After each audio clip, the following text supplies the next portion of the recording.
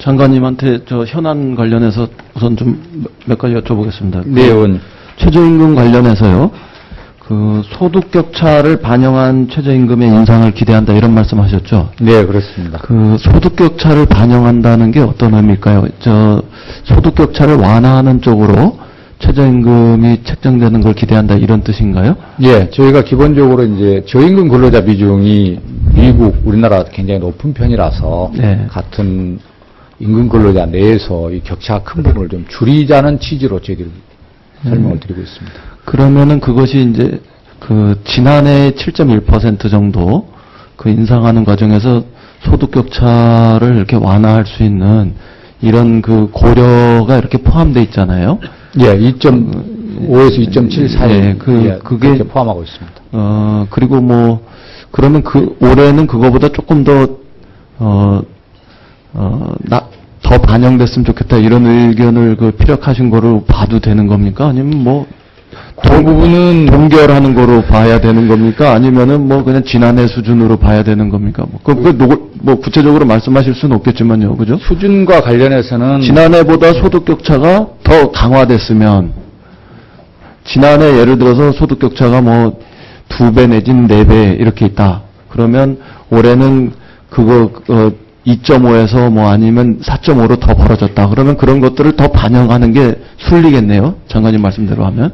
그 수준과 관련해서는 최저임금위원회가 결정토록 돼 있는 거를 저희가 어떤 방향성을 얘기하는 건 옳지 않아서요. 예. 기본적인 그 박근혜 정부 들어서 소득 격차 부분을 반영하자라는 그 원칙만 제가 얘기하고 그 수준에 관련돼서는 최저임금위원회가 결정해 주실 거라 보고 있습니다. 그거는 우리가 이 최저임금은 어떤 의미에서는 법정임금이잖아요.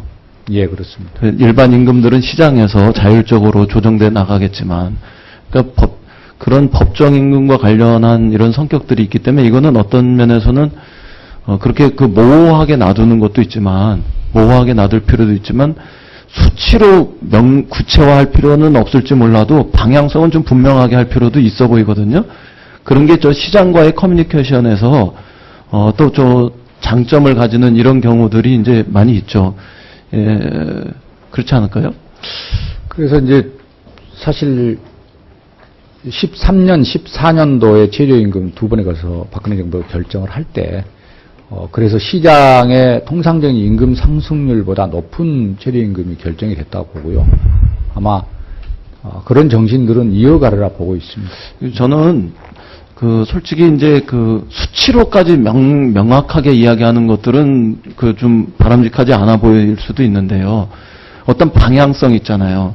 이런 것들은 시장에게 좀 분명한 시그널 이런 것들을 주고 시장과의 소통을 적극적으로 할 필요가 있다 이렇게 생각해요. 예를 들면 한국은행 같은 경우가 금리 문제 이런 것들을 포워드 가이던스 이런 것들을 통해 가지고 도입 여부를 검토하고 그러지 않습니까? 선진국 같은 데는 포워드 가이던스를 적극적으로 도입해서 시행하는 나라들도 굉장히 많고요. 그러니까 이 최저임금에 대해서 우리가 고정적인 생각 이런 것들 좀 벗어나서 시장과의 적극적인 소통을 하는 적어도 방향성 정도에 대해서는 그런 것들도 좀 필요하지 않을까 그런 생각이 들어요. 그래서 그것에 대해서 수치까지 명확하게 얘기해라 이런 게 아니라 어떤 방향성 이런 것들은 좀 얘기할 필요가 있지 않을까. 지금 장관님 말씀하신 거는 소득 격차를 반영하는 최저임금 이런 거는 법에도 나와 있는 정신이거든요. 그렇지 않습니까? 최저임금을 결정할 때 생계비, 유사 근로자의 임금, 그다음에 노동 생산성, 소득 분배입니까? 이런 것들을 이렇게 법에도 나와 있는 정신이에요.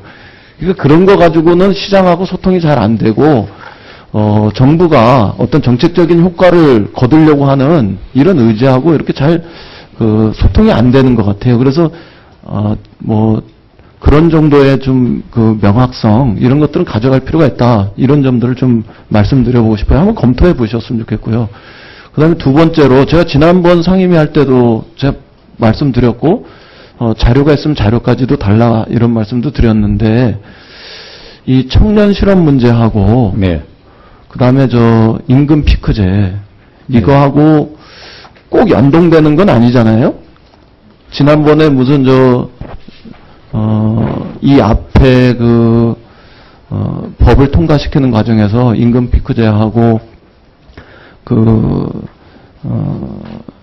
이 정년 연장하고 이런 것들이 교환됐다 이렇게 말씀하시는데 제가 볼 때는 꼭 그 이전에 있었던 분들한테 말씀을 들어도 그게 반드시 교환된 것도 아니고요. 근데 그런 걸 제외해 놓고 다시 생각한다면